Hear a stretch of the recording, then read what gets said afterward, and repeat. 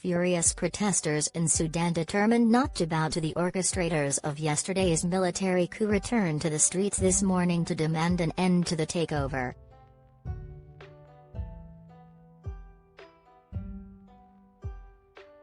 The military coup, which saw Prime Minister Abdalla Hamdok arrested, was hit by widespread international condemnation, with the UN Security Council expected to meet later.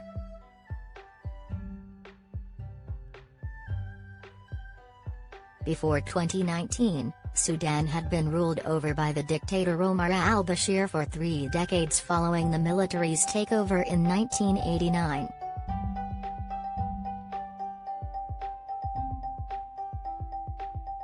But Sudan's people deposed their military leaders in 2019 in a revolution that was supposed to guarantee democracy but is now being threatened by a coup against the government.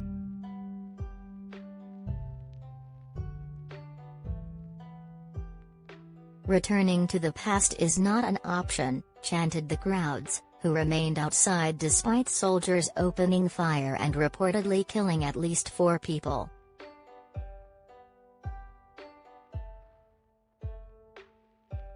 Yesterday, soldiers also detained ministers in Hamdok's government and civilian members of the ruling council, who have been heading a transition to full civilian rule following the April 2019 overthrow of autocrat Omar al-Bashir.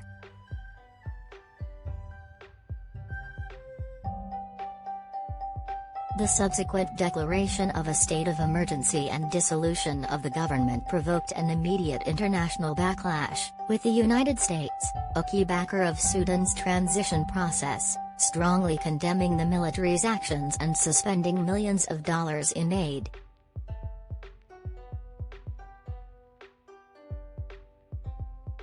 The UN demanded Hamdok's immediate release, while diplomats in New York told AFP the Security Council was expected to meet to discuss the crisis on Tuesday.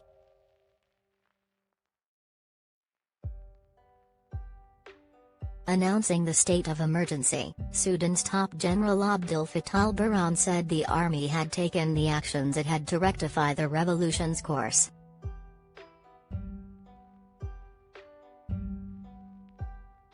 Internet services were cut across the country and roads into Khartoum were shut, before soldiers stormed the headquarters of the state broadcaster in the capital's twin city of Omdurman.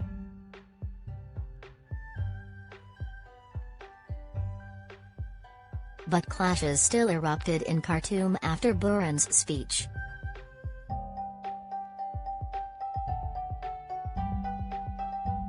Civilian rule is the people's choice, chanted the demonstrators, who waved flags and used tires to create burning barricades.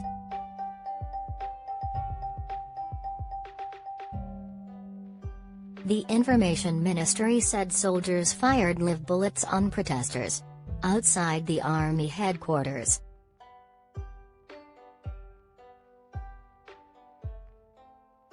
And video footage shared on social media showed a number of people running along the streets.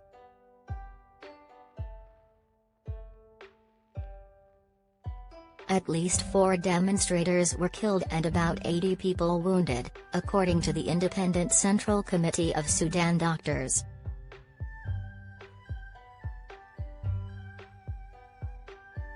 U.S. Secretary of State Antony Blinken expressed concern over reports that security services had used live ammunition against protesters.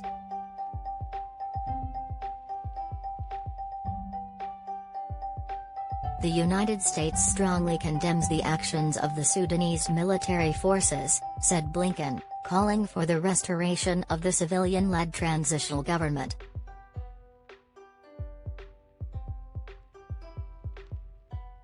State Department spokesman Ned Price said U.S. officials had not been able to contact the detained Prime Minister.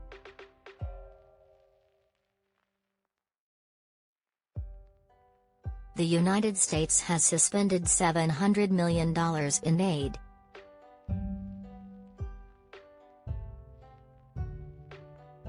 A troika of countries previously involved in mediating Sudanese conflicts, the US, UK and Norway, said that the actions of the military represent a betrayal of the revolution, the transition, and the legitimate requests of the Sudanese people for peace, justice and economic development.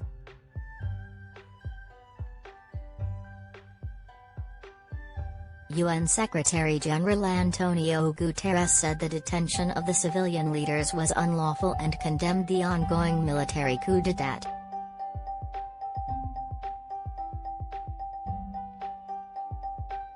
UN High Commissioner for Human Rights Michelle Bachelet warned Sudan risked returning to oppression.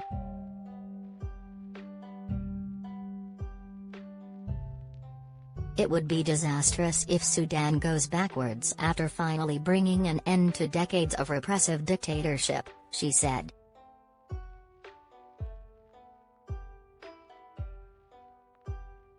The European Union, African Union and Arab League also expressed concern.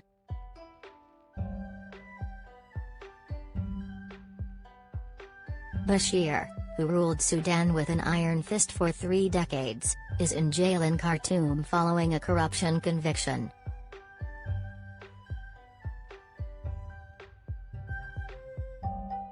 He is wanted by the International Criminal Court to face charges of genocide over the civil war in Darfur.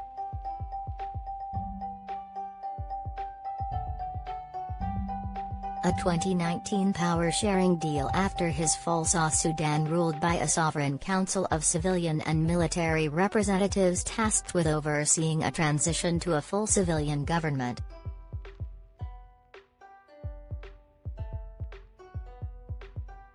Jonas Horner from the International Crisis Group think tank called the coup an existential moment for both sides.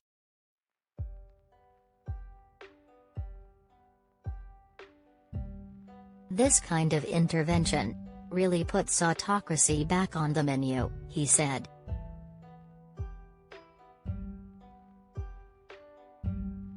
In recent weeks, the cracks in the leadership had grown wide.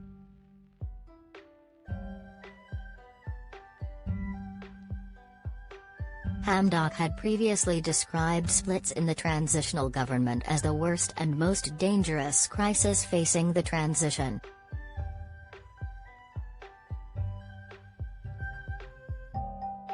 In recent days, 2 factions of the movement that spearheaded demonstrations against Bashir have protested on opposite sides of the debate, one group calling for military rule, the other for a full handover of power.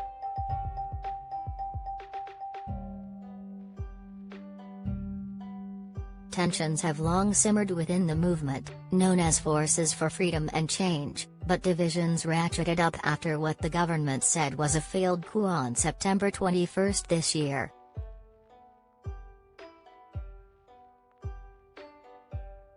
One FFC leader warned of a creeping coup at the weekend during a news conference in Khartoum that was attacked by a mob.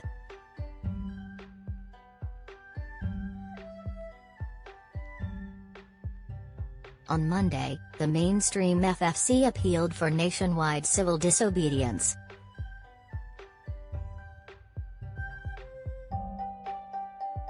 We will not accept military rule, and we are ready to give our lives for the democratic transition in Sudan, said one demonstrator, Haitham Mohammed.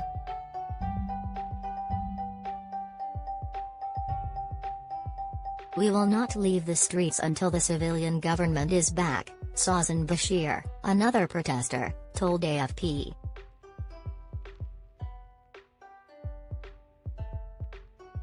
Advertisement.